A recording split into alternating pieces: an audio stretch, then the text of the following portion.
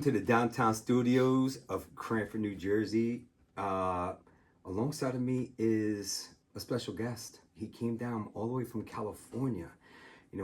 Formerly lived in New Jersey many years. Grew up in Jersey. All right, not a lot of you guys don't know him. Now you can see his face now. The Kings Gambet. This is the guy who you send trades to. Yeah. Very hard negotiator. He's like the Scott Boras of the league. Okay, you better come correct.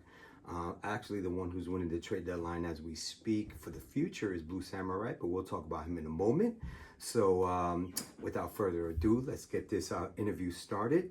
I am the co-commissioner. The commissioner has a real life job. He's out on league business, doing his thing. Okay, and I gave him a call. He said he gave the blessing, the AOK, to do the interview without him. So I appreciate Commish. Thank you for the AOK. Thank you for the go. And my man Kings Gambet is down at the Commissioner Club. Appreciate you coming down. Man. Thanks for having me. Anytime, man. Anytime. We're gonna talk today. We're gonna talk about the league. We're gonna talk about trades. We're gonna talk about the deadline coming up. We're gonna talk about everything about our league, about fantasy football and how you feel about it. I know you've been playing since you were a baby. I remember you were wet behind the ears when we first started. But when I was in my 20s and you were young, up and coming, teaching you, and then you took over and you became a champion in the league long time ago. Long league. What was it? Justice League? It's the Fantasy Gurus. The Fantasy Guru Justice League, two-time champ. Two-time champ, yeah. You have your name on the trophy. That's still. Right. Yeah, I still carry it around. You still see it? Oh yeah, it's in my house. All right. Maybe you guys can show it to yourselves. Yeah, we'll have an old timers day one day, and we'll invite you back. Old timers day. But I want you to start off by saying how many years you've been doing fantasy, and tell me a little about yourself. How many how many leagues you've been in, how many championships you've had. You kind of touched on it. I was a lump of clay, and you and Lenny, I think, took me under the wing and just molded me into a fantasy demon. And then, I've just been with it ever since. What, I was like maybe 10 or 11. Were you only 10 years old? Yeah, but I'm older now. I don't want to age myself on the podcast, but it's going to be 20s plus years. Wow. You know what I mean? So, yeah. Man, showing my age now. Yeah, exactly. I don't want to date ourselves, but it's we never tried to do you dirty, though. No, I'm sure when I was in the first year of the league, it was a little bit. But we tried. You gotta test the waters and see what happens. Yeah, negotiations. But luckily, I had enough people around me, mentors and stuff, that they were like, "Man, that trade's garbage. Don't even, don't do it." So they were looking out for me for a little. But for me, as a new up and coming player, I was learning at the same time. Yes, I was getting my ass kicked, but you go through those so that way. Growing pains. Yeah, exactly. You go through those, and then the next season, you're a little bit better, a little wiser, a little more tough on the Advanced. days. Yeah, exactly. So a little seasening. All right. But yeah, it's been fun, man. I can't get enough. I'm in plenty of leagues, industry leagues with work buddies, same buddies from the past, everybody, family and everything like that. Are you still playing in the Fantasy Gurus League? Oh yeah, I'm still a commish. Still? Oh yeah, it's still going. Are you a dictator? I am a dictator. I rule with an iron fist. Really?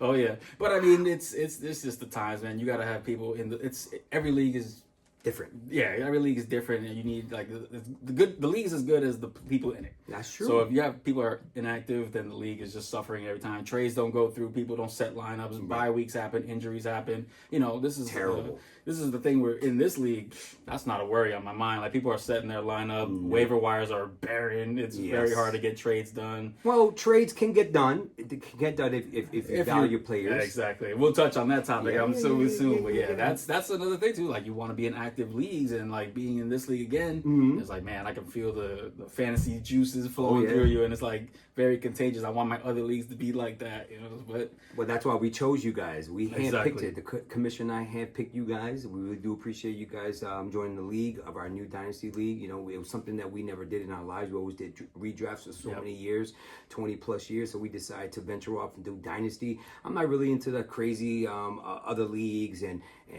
whatever you stated, big balls or whatever balls or whatever the hell you wanted to say. But I was never really into all that crazy stuff.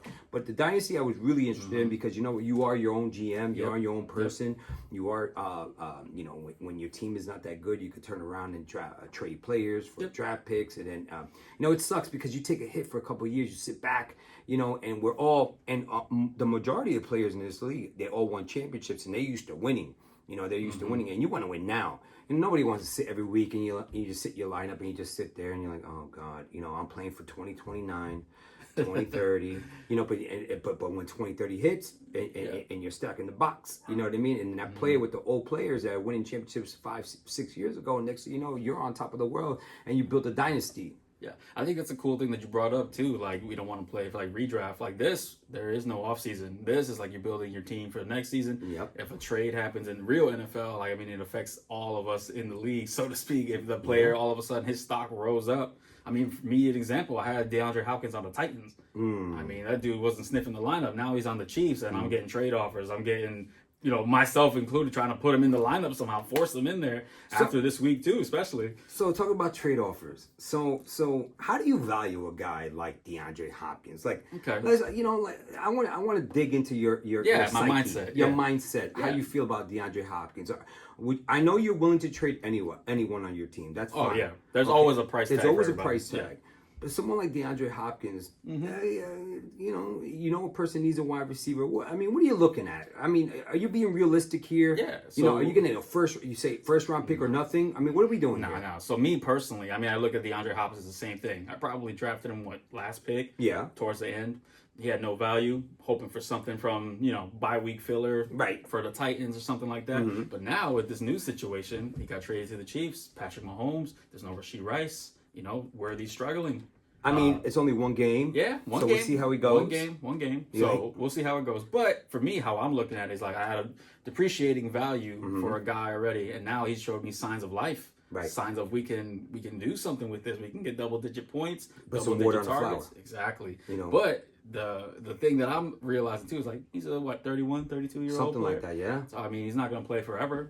But for me, if I'm out of it, he's worth a draft pick. He's not worth a one, but maybe if I can get a piece, a young player, a depreciated player like someone who's in their 25s, wide receiver, help me get younger because that's a couple extra years. Yeah, you get a pick for a contender if they're in it. But you know what? In this league so far, everyone's in the middle of the road right now. No one's really out of it.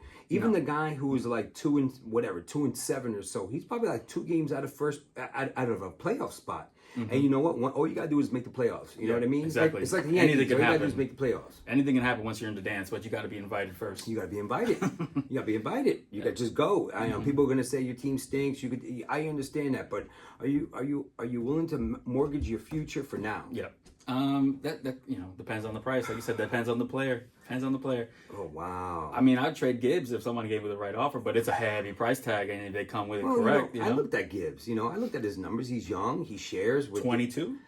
I get it. He's young. He shares. They just gave Montgomery an extension, so he's going to be there for the next 2 years or so. So you're like, if you're going to pay up for Gibbs, I mean, you're looking at the numbers here. Gibbs, I saw his numbers. I think he only broke 100 yards rushing twice this year. But he's so much valuable in the passing game. Yes. And if Montgomery did go down, if that's the key, That's the key. But the age is a good factor. You look around the running back depth in the league, and there's not a lot of young guys that are doing what he's doing. But I think his name alone could get you a price tag. But we gotta be realistic. You gotta be realistic. Everybody's available though. There's true. No one that's untouchable. Let's talk about drafts. Let's talk about overhyping your players or thinking your players are the best thing since sliced bread. How do you feel about that? How do you feel about? I'm not talking about this particular league. I'm talking about in general. You've been playing fantasy football for a long time, but you got a lot of owners that overvalue their players. And, every time you try to trade, and the player says, no, he's worth more. You don't think he's worth more. How do you determine, all right, how do you determine if he's worth something? Because you don't listen to that nonsense. No. Everybody wants something for nothing. You know what I mean? How do you determine that? How do you say, you know what? I agree with him. I think he's worth this. I think I gave him a fair offer, but he wants more. How do you determine that? What do you do? It's like any other negotiation. Know when to walk away. Know when to say no. Know when to. All right, Kenny Rogers. I'm just saying, it's how it is. Like for my evaluation, I look at the age, I look at the situation, I look at the future, I look at opportunities. You look at the quarterback around, look at the offensive system. You look at all those things. Whatever division they play in, if the defenses are good, you look at all that, and you're just like, hey.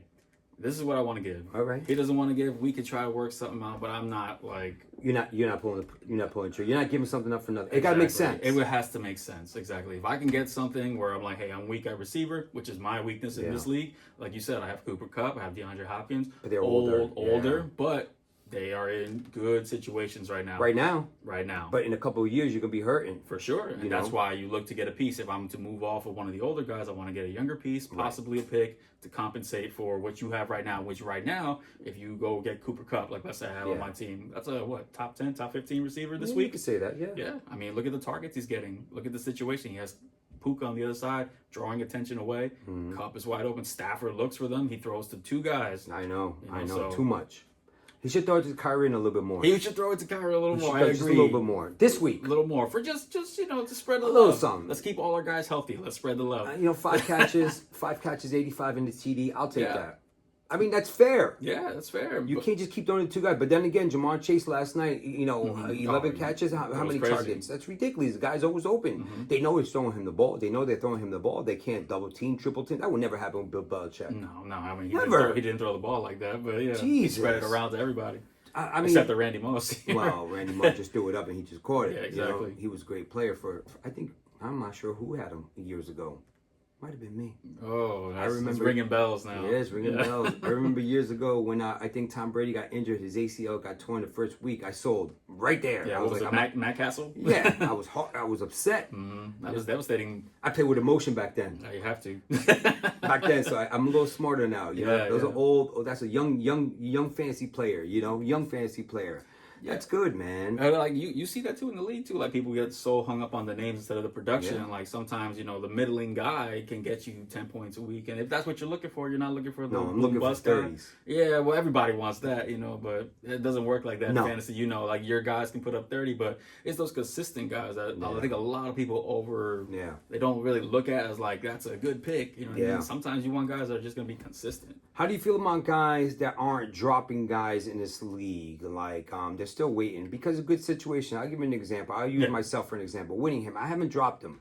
And I know he hasn't been productive. He's been hurt. He hasn't been healthy, whatever. You may say he's garbage. People may say he's terrible. But a guy like him, I see it as Kupp is going to be leaving soon. Exactly. I look at it the same way. You were just about to touch on it, where like you see the talent, you're doing your evaluation. Yeah. So you see the talent, you see the opportunity that may arise if Kupp doesn't come back. Who's the guy? DeMarcus Robinson is another one who's older as well. He's in his 30s, but like that's my point. Like it'll be Puka, Whittington.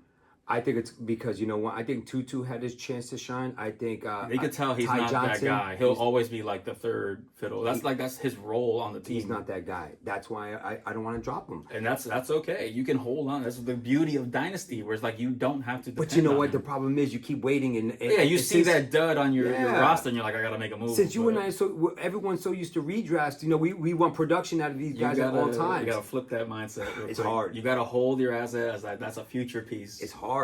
Yeah. It's hard. Everybody wants to win right now, but sometimes your team just isn't built that way right now. All right, so who's your number one guy? Who is your number one on your team that you say, I'm not saying a starter, who's that diamond in the rough that you think that if you could predict the future, who's that guy who you think might be a not a stud, a super stud, like a tier 1 guy, but someone that you're saying to yourself, you know what, this guy's going to be good, but I got to hold on to him. I can't. It's got to be on my team? Your team. If it's my team, it's Xavier Worthy. Okay. I thought coming in first round pick, the Chiefs got a wide receiver. He's a little lighting away, but the dude was the fastest. Yeah. And I'm thinking, okay, we're gonna throw some bombs. Mahomes just hasn't been throwing bombs.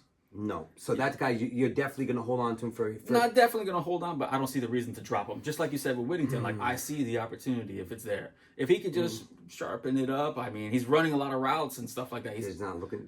But they're just not looking his way. They like the possession receiver, the Rasheed Rice, the Hopkins. Yeah. They even did it with Juju when he had that one good game.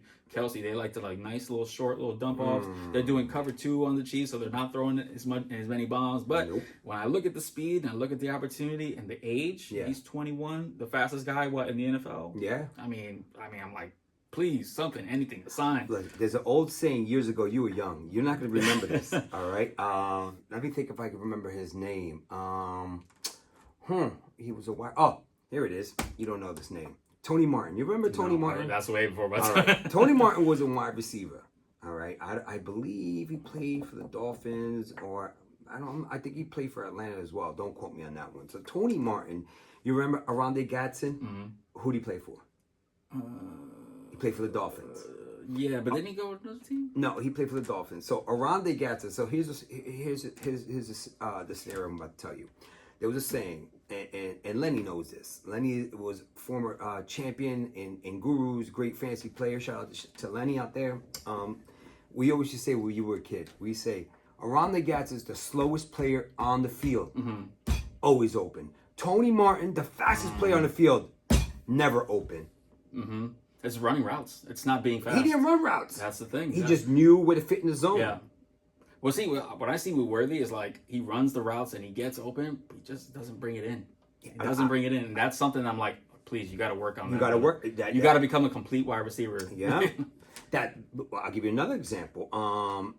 Kelsey. Mm-hmm. Kelsey's slow. Yeah. Oh, yeah. You watch the tape and it's like, but he's always open. Yes. He knows how to run the routes. He knows how to get shifty, sit in the hole when the coverage dictates, and just get there, show your numbers. His shuttle run's not fast anymore. No. But it was the same with Jason Witten back in the day. Jason Witten was slow. The dude was so slow. But they're always open. They're always open, yep. That's what I'm saying. So Xavier Worthy. So again, when you start comparing Xavier Worthy, you start thinking about Xavier Worthy. Fast. Okay, a lot of players are fast. Oh yeah. There's some players on I'll say Tony Franklin. I believe is pretty fast.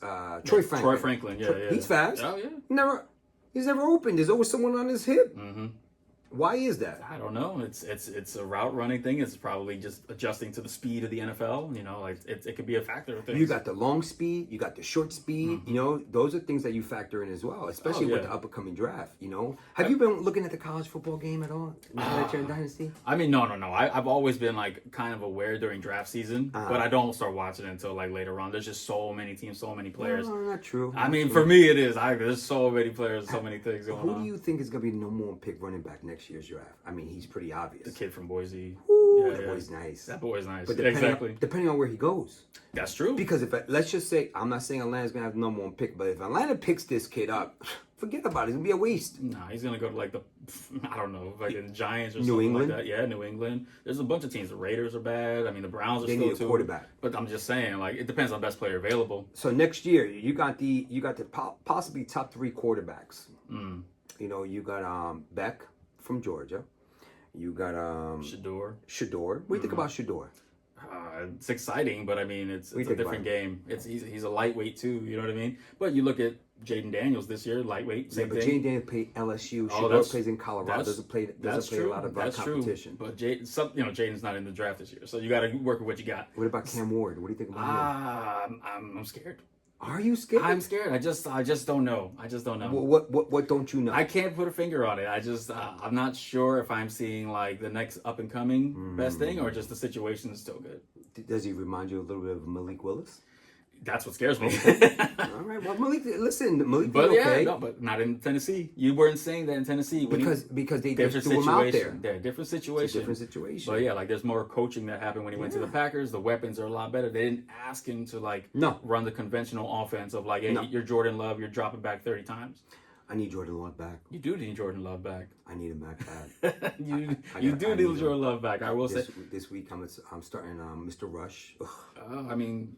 Horrible. It's a starting QB in a dynasty, so you got to take what you got. I got to take what I have. I can't be, beggars can't be choosers. You did make a trade though. It unfortunately didn't pan out. So let's talk about the trade. Yeah. See? So at that trade, I like the way you set me up. Now you see that, right? That's a professional segue, right? I see that. So at that time, I traded away Deontay Johnson, Jalen McMillan, who I did like, who I did draft, who I knew. Young guy. It's not about youth. I knew that Godwin's contract was up this year. I don't know if they're going to re-sign him. I think they're going to start shedding payroll. Yes, he's worth it.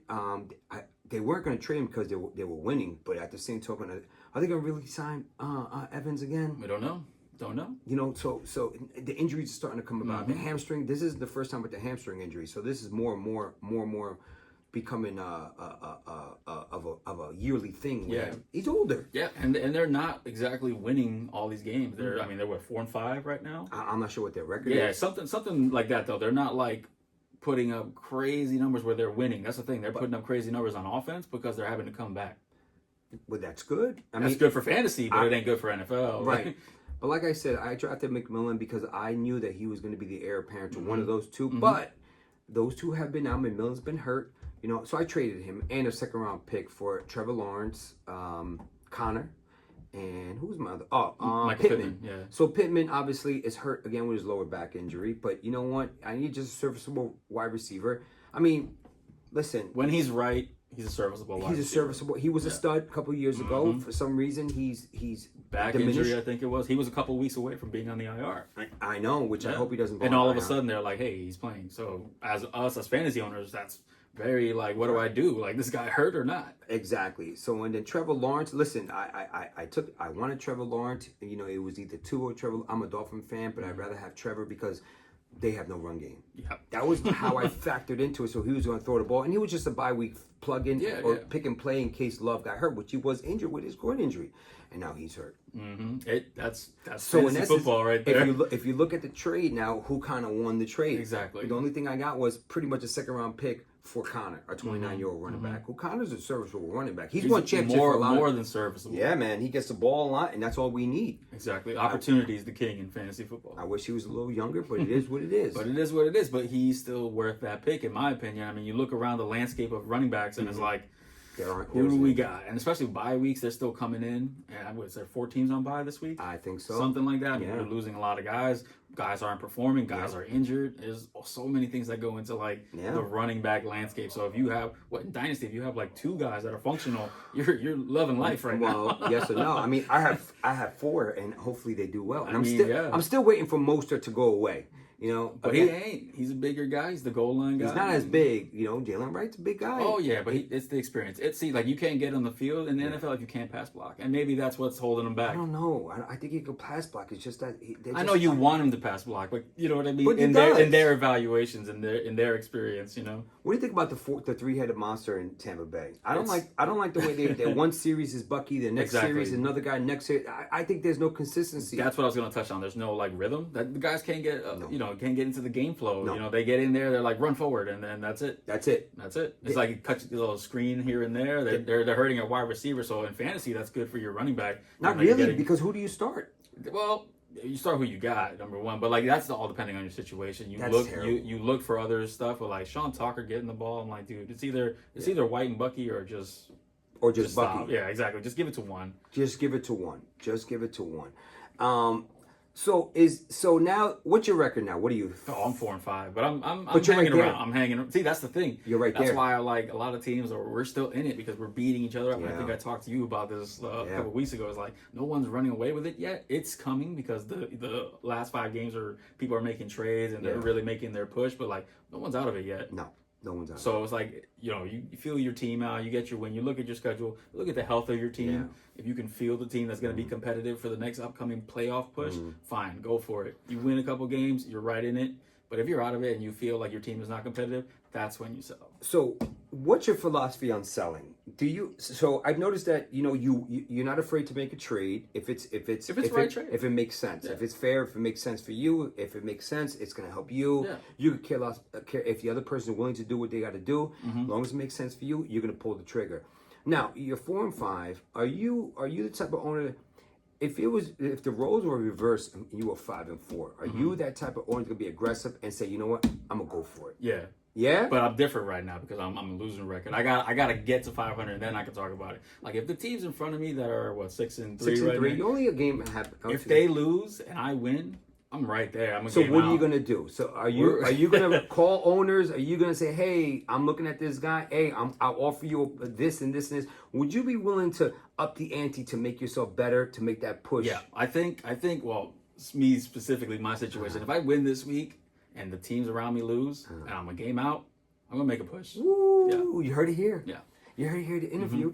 He's looking to make a push. Yeah. So you know what? Get your chips out there, put them in the table, and see what you can get. Yeah, but if I lose, like I said, I have depreciating assets for me this year where they're like, they'll be top guys for real redraft kind of leagues like Cooper Kupp, DeAndre Hopkins, even like Najee Harris. Not sexy name, but if you look down on the board, he's running for 100 yards. He's getting 20 carries. He's getting a lot of ball. He's getting a lot of attempts. When you got guys like that are not getting that on your team, like a Bucky Irvin, exactly, for bye weeks and stuff like that, that's a guy that you plug in and you're like, okay, I feel a little better. So let's say you do win. Well, I'm sorry. Let's say you do lose, and then you want to trade off your assets. Are you the type of guy that if someone offers you player for player, are you willing to make that trade, or you say nope? I want picks. If it's the age of the player, that matters to me. So if the guy is younger, if he's a 23, but if he's on like a 25, 26, I have a Cooper Kupp and DeAndre Hopkins. Those are 30-plus-year-old guys. I got younger with that move. And if it makes sense, sure, why not? I don't need to have a pick for everything, but it does incentivize. It does make it a little sweetener. You know what I mean? Yeah. And that's always good. That's what these losing teams are looking to do: get a piece that they can plug in and play, and get a pick for the future, because that's what they're building for. Absolutely. So when you get a trade offer and it comes over your phone, or you get something, what's your reaction? So do you look at you sitting there home and you're in beautiful Southern California? Yeah, Southern California. So you're in Southern California, LA. LA. So you're in LA. You're hanging out. You're drinking your little cafecito. You don't smoke cigars, so we do. So you're just hanging out. You're looking over your horizon. You're looking at your sunset and maybe your water, and you're looking at your pool and all the people and all the ladies. Hey, how you doing? Because you're not married, right? No, you have a lady. Yes. So you're not looking at no ladies. No. So you're looking at the people. You're people watch. People watching. And then you look at the phone and you say, "What the hell is this?" Do you counter? Or if the guy comes in and gives you a bad trade offer, do you say, Psst, I'm not even going to counter? It depends. Because people are going to send you offers hoping that you counter. What do you do? So there are certain trades that, yes, I'll take it, and I'll look at it, on my balcony or whatever. I'm like, why did this person send me this trade? How does this help my team? Those are the questions I ask myself first. If I can't answer those two questions, see ya. So you don't look at that person's team and say, what other assets do you have? I always look at the other person's team. Whether I counter or not, that's the thing. Is like, is there anything on that team that I need? I'm not making a trade just to say, hey, we made a trade. Right. Like, I'm not going to do that. Right. So if you send me a trade, if I look at it and I'm like, okay, that makes sense. If I look at it and say, it doesn't make sense, I'm going to look at your team, gather my thoughts, assess why you sent me that trade. I'm like, okay, I see what you're doing. Or I don't see what you're doing, and then either respond back to you and be like, hey, I don't get it, or I'll send you the counter. And I think that happened in one of the other trades I had. I sent the counter. They didn't like it. All good. It's all good. That's it. It's part of the business. Don't. It's no hard feelings. Yeah, but then I get a trade, and I'm like, this looks good. I need that piece. Let's do the trade. Boom, done. Easy. Just like that. But it has to make sense. Like, I mean, we keep harping on it, and that's literally the thing. If you send me a trade, and it's like, I want your best player, and here's the guy on my bench. What do you think? I'm like, dude, no. What do you think? I think this is horrible. Yeah. So it doesn't make no sense. You got to come a little bit correct. I mean, I'm not out of it. I have the same record as you. What are you talking about right now? So that's my thing. How do you feel about those own? Obviously, you're going to probably say what I'm thinking. You're probably going to say So my question is going to be this: how do you feel about those owners that can possibly make the playoffs? They're only a game out. And then they decide to just sell the team. Again, I know it's their team. They can do what they want to do. That's fine. I get it. I totally understand. It's on them. It is what it is. Are you that type of player that you look at your team, like right now you're 4-5, you said you're one game out of a playoff position. Just being in contention. That's all I want to be. Invited to the dance. I don't need to be first place. Well, you are. You're right there. You're looking up. You're swimming. You're underwater. Your nose is above the water. I can see it. You're sniffing. You can breathe. You're not underwater. You can breathe. So, do you say to yourself, you know what? I don't have the firepower to compete. Do you say that to yourself? Sometimes you do. Yeah. Sometimes you look at your schedule, and that's another thing with experience as a fantasy owner. You look at your schedule, you see that you're going against the top contending teams for the next 3 weeks. You're like, okay, this might be tough, and I might have to think about the future. I mean, if you have an asset that you're like looking at, like his value is hot right now, I want to sell him now so I can get the most for him. Yeah. You don't want to be like holding the bag, so to speak. Yeah. If you see that, I'm like, okay, maybe not, but.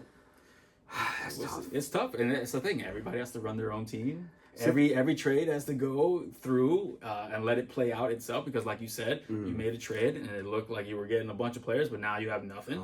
So I got one. You got one. That's true. You got Connor, but you can't start Lawrence. You can't start Pittman because you don't feel good about it. Well, they hurt. Yeah, I mean, the trade's going on right now too in the league. I mean, you look at them and like, wow, that's a crazy aggressive move. But shout out to them. They went for it. They saw the player they wanted. Yeah. They got a trade done. And that's it. It should be allowed to go. So obviously in the league, everyone knows, everyone sees, what that. I think, I'm gonna talk about myself. I think I'm the weakest 6-3 team out there. That's how I feel because I'm an owner. You got hit with the injury bug. I got hit with it, but like a lot of people did. Oh, of course. Nobody cares. It's fantasy football. Everybody's facing the injury bug. But at least I said to myself in the beginning of the year, I said, let me try to win. And if I got hit with the injury bug, I know no one ever wants to lose a game, but I said if I lose a game, all right, I'll be 6-4 if I lose with the injury bug. Right. Let me just please get healthy. You see what I'm saying? Yeah. I can afford to lose. You can afford to lose. You can take some more risks. I can take a little more. Yeah. Right. See, I couldn't. I started off the season 2 and whatever, Yeah. and then I had the injury bug. You got the injury bug. I lost Waddle because Tua went down. Yeah. I lost McBride for those 2 games with a concussion. I lost Jonathan Taylor for a little bit. I lost Cooper Kupp for a lot of bit. Yes. So I lost a bunch of assets, and I went on a 3-game losing streak, and I'm like, okay, but now I'm coming back a little bit. My guys started coming back. And so I'm trying to steer the ship in the right direction. So I remember I offered you a trade a couple weeks ago. I offered you which one is this? This was a couple weeks ago. I offered you McLaurin and Deontay when he was on the Panthers at the time for Waddle and Rico Dodell, and you said no. So what did you think about that? What did I Looking think back, would you pull that trigger now? No, I wouldn't do it now because I see the youth with Waddle, and I'm like, okay, we can get it. Tyreek ain't gonna be around forever. Right. Dowdle was starting to get the situation. That's why I got Malik Washington. That's true. You see, but like that's the thing. I was like, I got the guy. You might have the number 2. Right. You might have the number 1. Yeah, but he was a good number 1. That's still a valuable piece. That's true. In the Dolphins' offense, I like to throw it around. Having the 2 is sometimes good. This year is not working out so well. We lost a lot of time for like Tyreek and Waddle. With the Tua injury, but like even now, it's like it's iffy. It's iffy. But give it some time. They don't have time. They're 2-6, 2-7. They don't got time, but for us in fantasy land, like I got a 25-year-old first round pick asset who's put up multiple 1,000-yard seasons. So that's fair. That's how I'm seeing it from my point of view. At least I got it out the way. No. You were like, I was wondering why, but it's okay. It's okay. But you know what I'm talking about. You're a Dolphins guy. You see the situation, and like for me, like that would have been a piece like. I can't use Waddle like that. Like he's not what he was at the time. So for me, like me getting that McLaurin deal and the Deontay Johnson deal would have filled in those 2 spots. For now. Like, that's the key. For now. Right. I was thinking a little more future. I wish it was somewhat younger. You know what I mean? But that's the thing. You didn't have those younger pieces that you could give up like that. Because you have Olave, Harrison. And they're hurt. 2 guys that are young and hurt, but you want them. Those are going to be guys in fantasy where like they're getting targets at the number 1s on their team, blah blah blah. So this is a time where as a fantasy owner, especially dynasty owners, and I hope if you guys are watching this segment or this interview for our fan base out there, if you think about if you're playing in a fantasy league, so a guy now you have no Olave. No Wilson's out there for the Saints, okay? But Memes is on IR. So you would think that Tipton, you would think that he's going to be the number 1. That's just not how that offense works. I mean, it's going to be Kamara, it's going to be Taysom Hill, it's going to be Juwan Johnson. It's going to be just 3 guys. Yeah, it's going to be Jags though, but they're going to get a lot of targets. No wide receivers. They're not going to respect the passing game. Nothing whatsoever. Okay, I don't know. Can they do it? They can. We're going to have to see. We're going to have to see. It's not about just like, hey, there's a guy, they got to get open. They got to run the routes and we get just there. talked about that. They got some speed out there. We talked about the slowest guy always being open. The fastest guy, Harley's 4.2 speed. We're gonna see, man. You know what I mean? See. Let's talk about who do you think in our league is who do you think is gonna win? Who do you think is gonna win? I don't know, man. Who do you think in your heart? I look at teams out there. I'm like, how did we allow this draft to happen? I see what you're saying. Yeah. Are you talking about Butter Sausage's wide receivers? Butter Sausage, because he went. I look at CD's teams, and I'm like, how as a league did we allow this to happen? Because you valued, because I know that the commissioner picked C.J. Stroud first pick in the 2nd round.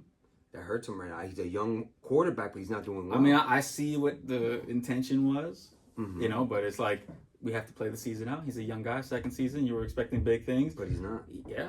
I mean, he had new receivers, Diggs and everything coming in. He had Nico and Tank coming back, but injuries hurt Nico. So let's see if Nico comes back. Stroud gets on the right track. But you never know. I mean, this is fantasy football, though. Yeah. Man. One day you're hot, one day you're not. So what was your draft strategy coming into a dynasty league? What was your draft? Because I saw who you picked up. I know you picked up Gibbs number 1.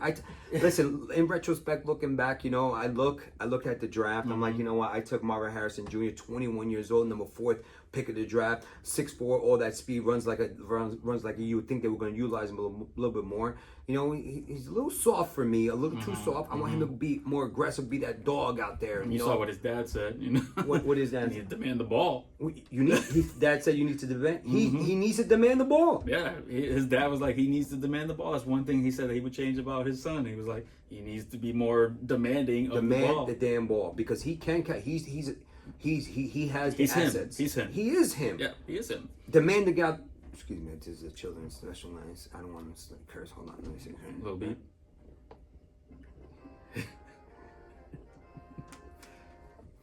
He pressed the wrong I wasn't button. expecting that. He pressed the wrong button. Throw him the goddamn fucking ball.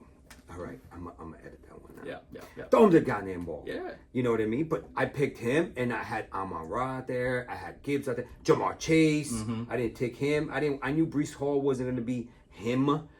Do you think any running back is him this year? Running back, besides McCaffrey coming back, like McCaffrey-esque. Do you think any running back is him? I just don't think there's a guy like that. But if I had a pick, Saquon Barkley. Okay, Saquon is him. That's what a guy I look at. He's him. Yeah. In fantasy for dynasty. Yeah. We're talking about like if there's just a guy that's him, Derrick Henry's him. Derrick Henry, you give him the ball, he's scoring a touchdown every game. Yeah. In fantasy, isn't the goal to score points and get touchdowns? Yes. But in dynasty, he's an older asset. So Yeah. he's not him. If I had a pick, it's guys like that. It's obviously the Bijans, the Breece Hall. Yeah. But if I'm looking around fantasy, who do I want on my team? It's Saquon Barkley. Would you run that draft 8 in dynasty of running back or wide receivers? I'm old school, and I would say old school. It's like I want the running back.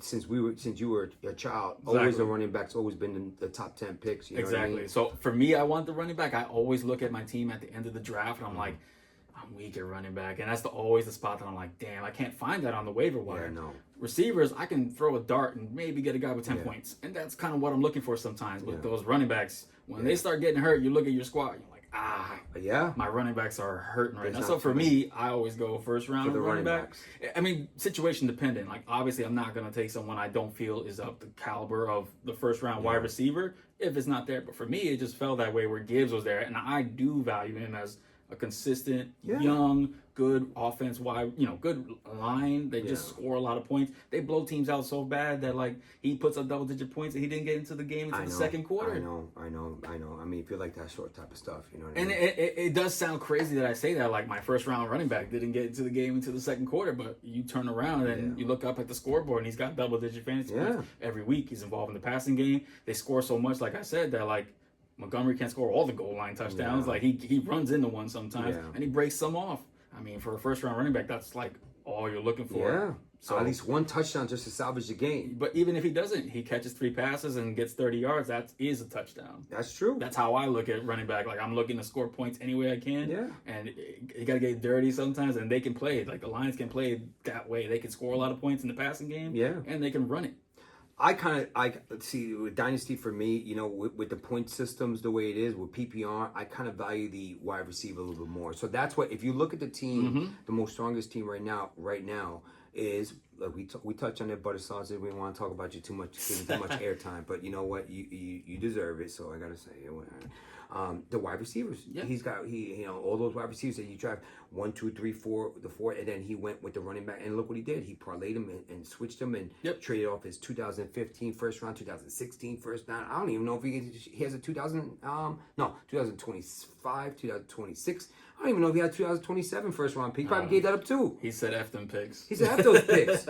You know, Alvin Kamara's son's coming out in 2035. I think he might pick him up. Yeah, I mean, but like it's all roster construction and what you're comfortable with as a fantasy owner. And it's like sometimes, in a draft, you can't really dictate the players that fall to you. We're not doing auction, so we can't really go after the players we want. Yeah. You follow what's available and you make your team out of there. But it's roster construction that matters to you. If you like wide receivers, All good. Yeah. I like running backs. All good. There's no right or wrong way in fantasy football to draft, so to speak. Do you think it's harder to trade a running back or trade a wide receiver?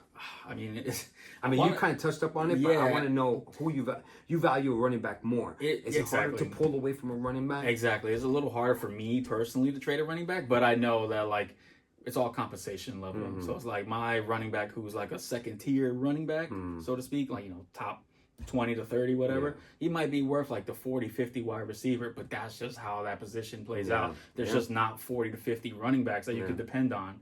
But there are like 40 to 50 wide receiver that you can get the same production level. And that's the thing. In fantasy, like you're trying to get to a set points to win. However you got to get there is how you got to get there. If I got to play 2 tight ends, I got to play 2 tight ends. You know what I mean, though? Like if I got 2 top guys. But maybe bad scenario. But like, wide receivers and running backs score points at a certain clip. And you look and you try to get those points. Like, I don't care how it comes. Would you rather have 4 wide receivers starting or 4 running backs starting? Again, it depends on the tier. But if my 4 wide receivers are B level and they're putting up points and I got 2 A's and 2 C's at running back, I might go with 4 B's of wide receiver. But that's all team construction. I noticed that you drafted Kyle Murray. I did. I know you're up and down, and you're really high on him, and it's then a low roller on coaster. him. It's a roller coaster. But you sat in almost 2 weeks or 2-3 weeks in a row. You started him over Baker Mayfield when he was throwing up 35 points. Yeah. I played the matchup and I lost both times. And if you would have played those if you would have started Baker, your record would have been different. You would have won at least 2 or 3 games. Exactly. So those 2-3 games hurt, and they still got. Now I finally pulled the trigger where I'm sitting Kyler. But he has no wide receivers now. But that's okay. You look at last week. That was my test. Last week he had the same thing. No wide receivers. He still put up top 10 QB numbers. Yeah, that's what I want. Where Kyler did not, and it cost me a game. And I kind of had it with that. So I'm making the move. We'll see how it goes, but we'll see. Looking to trade Kyler? If the offer's there. If the offer's there, you got Marvin. So I mean, we can talk. We can talk. We can definitely talk. That's the thing. And for fantasy trades, all you guys out there, like, be open-minded. Yeah. Don't say no. Just evaluate your. Don't get upset. Don't get upset. It's not personal. Don't be upset. That's it. You don't need to call people and scream at them and say. Trust me, a few of you would have got a call from me, but that's okay. I don't have anybody's numbers. Yeah, but it's in the group chat. Just no, say, you know what I mean. Such, what's your number here? There's no need for. It's all family. Yeah, it's all good. It's all fantasy football. It's all we're doing because we love it. Have you noticed that there's some guys in the league that just absolutely won't even reach out? Like you don't even hear from them. They work like Leon Rose for the New York Knicks. You don't even know who they are. Yeah, I mean, but they disappear. That's every league. You're gonna run into situations like that. It's more like you. You're like.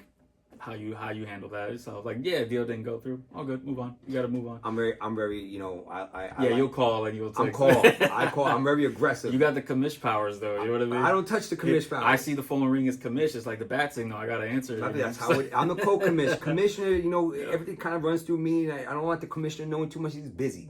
He's a busy guy. He's got a lot of stuff going on. Yeah. He's doing league activities out there. He wants to make big things for the Dynasty League. He got shirts being he got production for the shirts. Right now, Trump called him and said, hey, come on out here. I want to meet up with you. So he's out there right now. You gotta do what you gotta do. Right, Commish? I know where you're at. I know where you're at. So like I said, man. So we have a couple of weeks left before the playoffs begin, man. Yeah, it's getting. I can't believe we're week 10.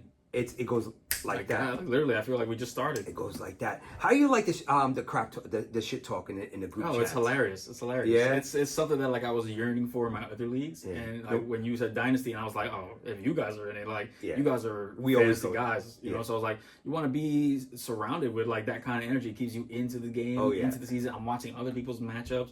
There's other leagues where I'm in. I'm 7-2, and I'm just like, all right, I'm just gonna coast through to the playoffs. Yeah, you just put a plug and play. Exactly. This I'm watching every move, every trade that goes through. I'm really invested in. You look once you see a pickup, you're like, well, who did he pick up? Exactly. First of all, you don't even say. You say, who did he drop? Exactly. That's the first thing you say. You feel that energy, and you're like, oh man, I gotta compete. Other guys are making moves, and that's a league that I've been looking for a really long time. Well, I noticed that you blocked me on a couple of players. You blocked me on Jameson Winston. Hey, it is what it is. That's fancy. You blocked me on Jameson Winston. You got to see the value of players, and when people are hurting at certain positions, you got to go. You got to block them. You got to block them. That's it. That's the game. I'm watching you, CDs. You took Mac Jones. I see you. I see exactly what you did. I was waiting for Trevor to go out, and then it was going to pick him up, and then you beat me to the punch. And that's the thing that is in Dynasty. That's a different aspect to the game. It's not like, well, hey, I can go work the waiver wire and just stream quarterbacks all year. Like all the quarterbacks are drafted. If there's a quarterback available, he's getting snatched up just because the depth of quarterback. Yeah.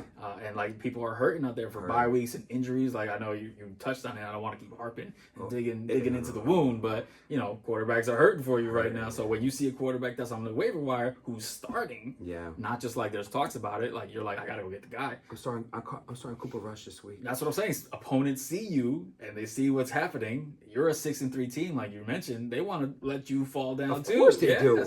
And that's the energy that we needed. I think all of us were looking for that, and we found it. The energy, people. We need it. Let's turn it up. Let's turn it up. It's coming down to a crunch. It's coming down to nitty gritty when it comes to the playoffs.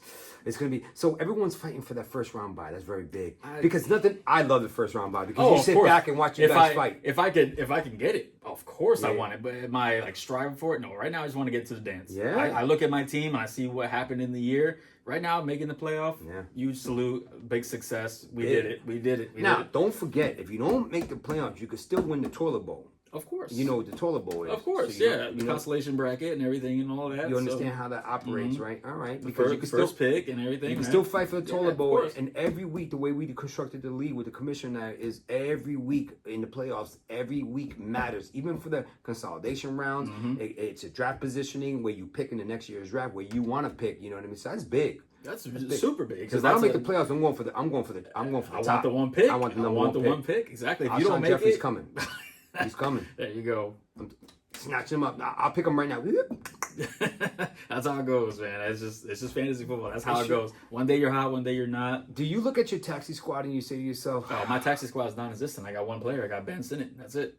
Who do you have in there? That's it. Ben Sinnott, the tight end. Mm-hmm. But young tight end. No, he's a young tight end, so you really don't have any. No, I don't have anything in the taxi squad right now. I didn't draft a lot of rookies. When I look back, I only have Worthy, and I'm not throwing him in the taxi squad. Let me tell you something. I'm watching Atlanta's games like a hawk. If my man Kurt, I'm not wishing it upon you. I'm not wishing it upon you because that's bad juju. But I want Penix again. I know. You always, when you drafted Penix, you're like, I'm watching him. I've been watching him. I mean, it's a surprise for us because the Falcons took him. I know. Like, they just signed Kirk Cousins. So I thought that was a dead asset for you. But we'll see. I want him to play. I want to see what he's got. I mean, they gave him a big contract. They gave Kirk a big contract. How many years? I mean, I think it was 4. I think it was 4. How are you going to have this kid sit on the bench for 4 years? He's going to be 28, 29 years old. I mean, look at what happened with Jordan Love, your quarterback. He sat down for a while. How many, was it, 2 years? Maybe 3 years, I want to say. And they thought that he was a bust. His contract came up. Yeah. You know, when they were like, yo, you're about to be a starter. They didn't see him play yet. Yeah. They let him play maybe 1 or 2 games when Rodgers went down.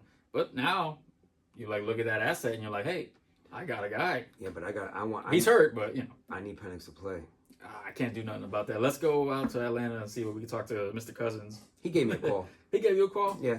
Damn, he didn't return mine. No, That's the fine. owner called. That's cool. We had a conference call. The commissioner and I had a conference call. We spoke to him. We said, hey, listen. Yeah, what can we do for you? Yes. Yeah, wink, wink. Commish. I mean, put Penix in the game. Give us some garbage time. You don't even put him in the game. The game's out of hand. Just let him play a little bit. I don't know if the Falcons had that game yet, though, where they can just, off the throttle. I don't know about that. Well, we'll see. If Cousins has to play Tampa all the time, he's going to look like a star. So don't say that anymore, please. Please don't say that. I don't want to hear that. That's from your lips, not to God's we'll ears. see. We'll see what happens. But the teams are maybe doing their evaluation. Maybe he's not ready yet. That's okay. So, obviously, this is the first the Dynasty League. Everybody's trying to get that first win, put their name on the cup. You know what I mean? I'm feeling that's going on. I'm seeing the trades, and I'm like, man, people are really going for the first year. Some of them are mortgaging the future to kind of get that chip, and I get it. Yeah. Get the chip when you can get it, because you never know when you're going to be there again. You can have a good team and then lose in the first round of the playoffs. I mean, it does happen. So it's all the time. It does, and sometimes the number one team doesn't win it. That's how it goes. That's the beauty about it. It's just players can get hot. The right team can get hot. Situation, injuries can happen. Yeah. There's a bunch of things that can happen that can just derail your whole fantasy season. And it's devastating. And it's like for teams that are trading the future, like, be careful. Leave yourself a little something. Yeah. At least get younger or get some picks, because you may have a team that won it, but they may be phasing out. They may be getting older. And you're giving away future picks away. So just, slow down. Be careful. There's some players on NFL teams that number 2 wide receiver, number 3 wide receivers. They're going to be stars. I mean, they're going to be starters later on. I mean, if you do your research, they're out there. Yeah, exactly. They're out there. You just gotta dig through, sift a little bit, and find your guys. But yeah, like you wanna, it's the delicate balance in Dynasty where you want to be competitive now, but competitive in the future too. So sometimes you give one up and one slacks off. Very impatient. Some people are very impatient, and some people are patient. No, we're all impatient. That's everybody. We've all won. We'll see. When we get into the Dynasty playoff talk, that's when everybody's impatient. We want to win, right? Very impatient, man. We got to win right now. Everybody's impatient. I'm already doing drafting for next year. Already seeing who I can take. I don't have a second round pick. We'll see what happens. Maybe I could trade an asset off. You never know. You never know. You could trade something, get a pick back, or just hit on your picks that you do get in the draft. That's how I'm looking at it. I'm looking at hit on my picks that I get. And if that's your strategy, you're doing more research. You're doing more digging into the college kids. Yeah, exactly. So you're a little more invested for a different reason. Yeah, exactly. For now. But you always got your eye. You always got your eye on the talent. You see them running around out there, and you're like, hey. Got my eye on it. Exactly. Don't forget that, people. All right? I got my eye on people. Commissioner, I'm watching you. I know you got your eye on people, too, because you and I talk all the time. I know. And so does this guy here. We're watching him. Yeah, I see all the moves. I may not respond, but I see the moves. Kings Gambet. Oh, this guy's watching all the moves. I'm just in the back like creepy. I don't know everybody yet, so I'm getting a heat check on some guys on how they're conducting their business. Testing the temperature. Exactly. How they conduct their business. I see the trades that go through it and get accepted. And I'm like, okay, maybe I can go after this guy. Sounds good.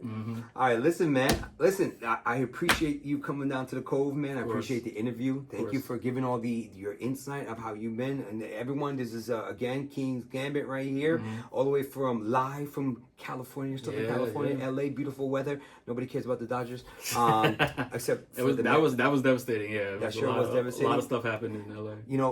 All you guys are always welcome down to the Cove. I know it's difficult times. Just everybody's schedule is so busy. Different ones in Georgia. Knights of Krypton. Mike, he's a champ of back-to-back champ of my other league.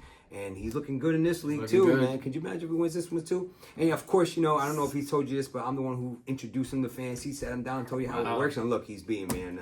This guy here. The tutelage goes far, Well, it's the tree. It's the tree. Yep. The tree just ventures off. I'm part of that tree too. You're part of the tree with all. Lenny was in it too. Lenny was on his own little tree, but we got a lot of little minions that ventured off and how to do. I remember looking back in the day when in the newspaper, while you guys look at your phones and see the targets on your phones, I used to see the targets on the New York Post. That's how I used to start. I'm showing my age, guys. But thank you for coming out. I appreciate you, brother. You got anything to say to the owners going on for the rest of the league, for the rest of the season? I mean, it's been a great season so far. I want to keep the energy up. So, I see those trades. Everybody's being super competitive, so I ain't worried about that. But I got to get some wins. So some of you guys got to, ease off the gas real quick. You heard it here. Good luck to you guys this week, unless I usually say 3 people now, unless you're playing the Commissioner and you're playing Kings Gambit or you're playing myself. Take care, guys. Bye-bye.